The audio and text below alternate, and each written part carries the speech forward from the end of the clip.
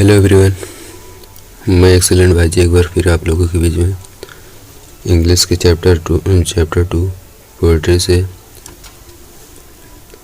जैसा कि आप लोगों को बता दी, फायर एंड आइस पढ़ने वाले हैं। फायर मतलब होता है आग, एंड और आइस मतलब बर्फ। फायर आग, एंड और आइस मतलब बर्फ। यहाँ पर इन दोनों का मतलब दो व्यक्तियों से लेकर दिया गया। ये बहुत ही अच्छा कविता है जिसे रॉबर्ट फ्रॉस्ट ही ने लिखा है, और डस्ट ऑफ स्नो भी रॉबर्ट फ्रॉस्ट ने ही लिखा है। जो भी डस्ट ऑफ स्नो वीडियो नहीं देखा है वो मेरे चैनल के प्लेलिस्ट में जाकर देख ले, और चैनल को सब्सक्राइब और वीडियो को लाइक ज़रूर करें।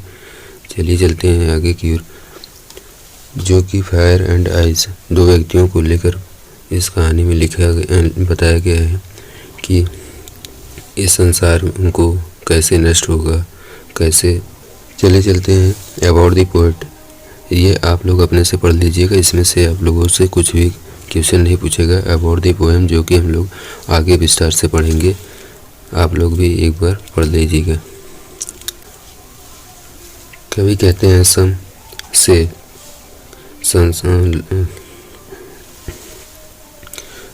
कुछ लोग कहते हैं दी वर्ल्ड संसार विल इन फायर, संसार आग से नष्ट हो जाएगा। इंड मतलब समाप्त हो जाना, नष्ट हो जाना।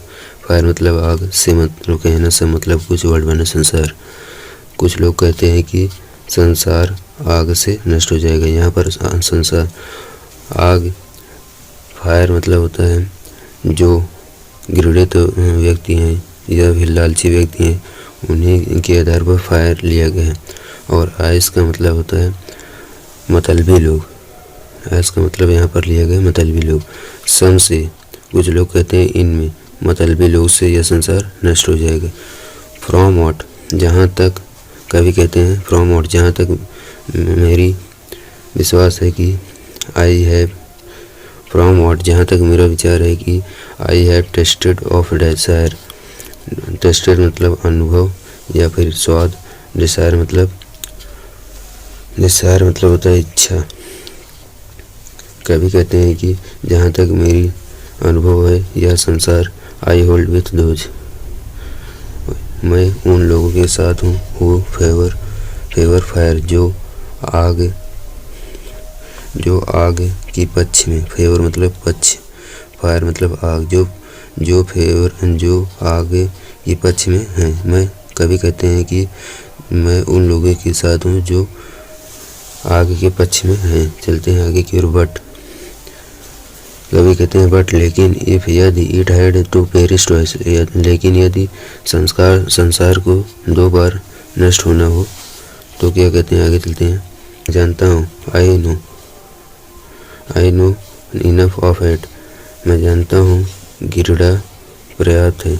इस संसार को नष्ट करने के लिए घृणा पर्याप्त है। टू से कहते हैं कि फॉर डिस्ट्रक्शन आइस, डिस्ट्रक्शन मतलब होता है विनाश करना, बर्फ भी विनाश करने में इज आल्सो ग्रेट, बहुत महान है। बर्फ भी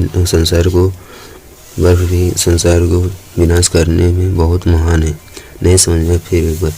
बट लेकिन, इफ यदि, it had to perish twice, यदि संसार को दो बार होना हो, आई थिंक, कभी कहते हैं मेरा I know enough of it, कि संसार में घृणा पर्याप्त है कि संसार को नष्ट करने के लिए संसार में घृणा पर्याप्त है। टू से कहते हैं कि फॉर डिस्ट्रक्शन आइस, विनाश करने के लिए बर्फ भी इज आल्सो ग्रेट, बहुत महान है।